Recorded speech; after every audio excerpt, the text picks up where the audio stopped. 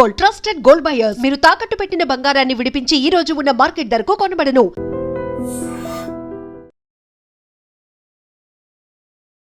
Welcome to I dream.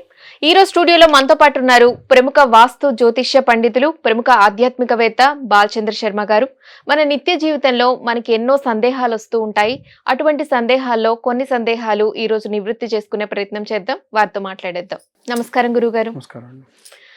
గురుగారు, చాలా మంది అంటే డైమండ్ అయితే ఈ నక్షత్రాల వాళ్ళు పెట్టుకోవచ్చు, ఈ నక్షత్రాల వాళ్ళు పెట్టుకోకూడదు అని ఉంటుంది. బంగారం అందరూ పెట్టుకుంటూ ఉంటారు, కానీ చాలా మంది దేవుడి విగ్రహాలు పెట్టుకుంటూ ఉంటారు. అది అందరూ పెట్టుకోవచ్చా గురుగారు? శ్రీమాత్రే నమః, శ్రీ గురుభ్యో నమః. మంచి ప్రశ్న అండి. వాస్తవంగా దేవుడి విగ్రహాలు చేతికి పెట్టుకోవడం వల్ల మీరు ఎక్కడెక్కడికి తిరుగుతూ ఉంటారు? ఎవరినైనా సరే, ఇవాళ రేపు అందరూ సోషల్గా మూవ్ అవుతున్నారు. ఆ దేవుడి విగ్రహం ఉన్నటువంటి వాళ్ళు పోయి ఎవరైనా సరే డేట్లో ఉన్న వాళ్ళను, శౌచంతో ఉన్న వాళ్ళను, ఎవరైనా అంటూ ముట్టు మైల ఉన్న వాళ్ళని తగిలితే దోషం ఎవరికి వస్తుంది? ఎవరైతే చేయించుకొని పెట్టుకున్నారో వాళ్ళకే వస్తుంది. సో ఎట్టి పరిస్థితుల్లో విగ్రహ రూపంలో ఉన్నటువంటి దేవుళ్ళని పెట్టుకోకూడదు. ఇంకొకటి, మీరు ఇలా పెట్టుకుంటారు. మీరందరూ ఏమంటారంటే, ఇలా పెట్టుకున్నాం కదండి, దేవుడు తల పైకి ఉంటుంది, ఇలా ఇలా ఉంటుంది. మీరు అసలు ఎప్పుడు ఇలా చేయి తిప్పరా?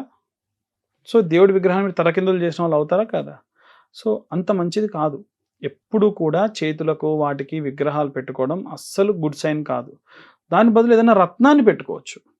మీరు ఇందాక అన్నట్టు డైమండ్ కూడా అందరికీ అచ్చిరాదు. డైమండ్ కొంతమంది పెట్టుకుంటే నరాల బలహీనత ఎక్కువ వస్తుంది. అందుకే డైమండ్ ఎక్కువ శాతం మార్కెట్లో అంటే మధ్యతరగతి కుటుంబీకులు, కొంచెం అప్పర్ మిడిల్ క్లాస్ వాళ్ళు, వీళ్ళంతా కూడా 8, 10, 12 సెంట్లలో మాత్రమే కొనుక్కుంటారు. ఈ నక్షత్రాల వాళ్ళు అస్సలు పెట్టుకోకూడదు గురువుగారు? అలా ఏం లేదు. డైమండ్ మా జాతకంలో గ్రహస్థితిలో గనక శుక్రుడు బాగాలేకుండా ఉంటే అలా దాని క్యాల్కులేషన్ ప్రకారం ఉంటుంది తప్ప ఈ నక్షత్రం వాళ్ళు పెట్టుకోవాలి, ఈ నక్షత్రం పెట్టుకోకూడదు అని ఏం లేదు. అంటే ఇప్పుడు జనరల్ గా షాప్ లో అందరూ కొనుక్కుంటున్నారు, వారి జాతకం చూపించుకోకుండా డైమండ్ ఈ రోజుల్లో అందరూ పెట్టుకుంటున్నారు. దానివల్ల విపరీతమైన నరాల వీక్నెస్, నరాల బలహీనత వస్తుంది. సో అది ఈ సర్టెన్ రేంజ్ వరకు ఏం కాదు. మరి కొంతమంది ఇలా పెట్టుకుంటారు, 5 క్యారెట్స్ 6 క్యారెట్స్ పెట్టుకుంటారు. సెన్స్లోనే మనం ఎప్పుడైనా సరే ఇన్ని క్యారెట్స్లు తీసుకొని పెట్టుకుంటే అది విపరీతమైనటువంటి శక్తి. ఎందుకంటే మనం ఎండలో తిరుగుతాము, వర్షంలో తిరుగుతాము, దీనిపై పడ్డటువంటి రశ్మి, సూర్యరశ్మి ఏదైతే ఉందో అది మన నరాల నుండి మన శరీరానికి పాకుతుంది. ఏ రత్నమైనా అంతే. సో అది ఇచ్చే రిజల్ట్ నువ్వు వద్దు నాకు కావాలన్నా వినకుండా ఇస్తుంది. పొద్దున్న లేస్తే ఎప్పుడు ఏసీలోనే ఉంటాను, అసలు ఎండకు తిరగను అనే వాళ్ళు ఎవరైనా ఉంటే వాళ్ళు పెట్టుకోవచ్చు, ఏం కాదు. బంగారం చాలా మంది పోగొట్టుకుంటూ ఉంటారు గురువుగారు. అంటే ఆ టైంలో ఏదైనా మంత్రం చదవడం ద్వారా పోయిన బంగారం తిరిగి వస్తుంది అనే మంత్రాలు ఖచ్చితంగా స్వర్ణ భైరవ స్తోత్రం అని ఉంటుంది. అది శనేశ్వరుడు భైరవుడు రచించింది. స్వర్ణ భైరవ స్తోత్రం అని ఉంటుంది. చాలా అద్భుతమైనటువంటిది. ఆ మంత్రం విన్న మాత్రం చేత 11 మార్లు విశేషంగా ఆ బంగారం మళ్ళీ తిరిగి దొరకడం కూడా జరుగుతుంది.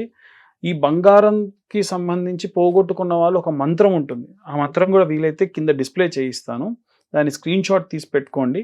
అది చదివినా కానీ తొందరగా బంగారం దొరుకుతుంది. అయితే ఎప్పుడు బంగారం పోతుంది అంటే, మనము బంగారాన్ని కొన్ని సందర్భాల్లో ధరించినప్పుడు మాత్రమే అలా పోతుంది. బంగారం రాగానే కొంతమందికి ఒక సెంటిమెంట్, ఇంటికి బంగారం వస్తే దేవుడి దగ్గర పెట్టే తీసుకోవాలి ఒకటి. రెండవది ఏంటి అంటే, బంగారం వచ్చిన తర్వాతకి ఎటువంటి ఎవరన్నా చనిపోయారు అలాంటిది ఏదైనా జరిగితే కొత్తది పెట్టుకొని వెళ్ళకూడదు.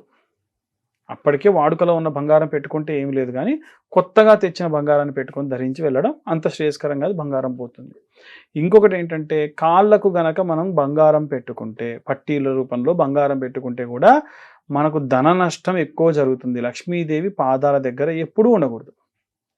దీని బదులు కొంతమందికి ప్రత్యామ్నాయంగా బంగారం పెట్టలేని వాళ్ళు కూడా ఉంటారు. మీరు ఇప్పుడు చెప్పిన స్టోన్స్ ఏవైతున్నాయో వాళ్ళకు ప్రత్యామ్నాయంగా ఏం చేయొచ్చు అంటే పంచలోహాలు ధరించవచ్చు.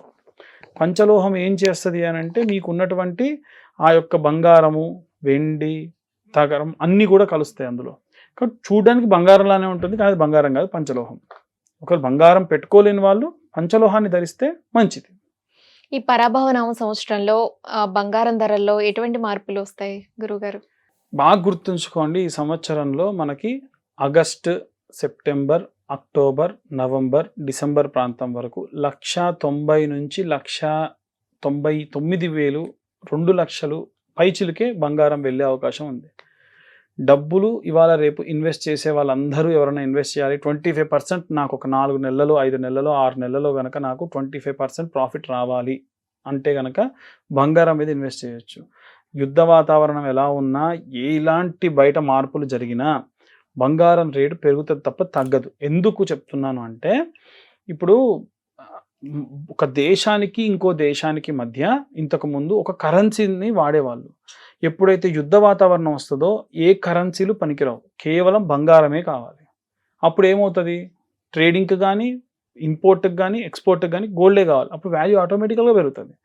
సో బంగారం అనేటువంటిది కీలక పాత్ర పోషిస్తుంది. ముఖ్యంగా సెప్టెంబర్ నుండి ఆగస్టు నుండి డిసెంబర్ ప్రాంతం వరకు ఖచ్చితంగా బంగారం రేట్లు పెరుగుతాయి. నోట్ చేసి పెట్టుకోండి, దాంట్లో ఎటువంటి సందేహం లేదు. ధన్యవాదాలు గురుగారు. ధన్యవాదాలండి. తవ్వండి, తవ్వుతూనే శివలింగం. పరమాత్మకు జీవా సరే దాన్ని అట్లా కప్పేసేయండి, చూపించదండి. Krishna is there. మూర్తి పూజ కాదు, సాక్షాత్ బ్రజేంద్ర నందన భగవాన్ ఉన్నారు మూర్తిలో. ఏమీ ఆశించకుండా ఆరాధించే వాళ్ళు కూడా ఉన్నారా ప్రభుజీ? నిజమైన భక్తి అంటే మనకు తెలియదు కాబట్టి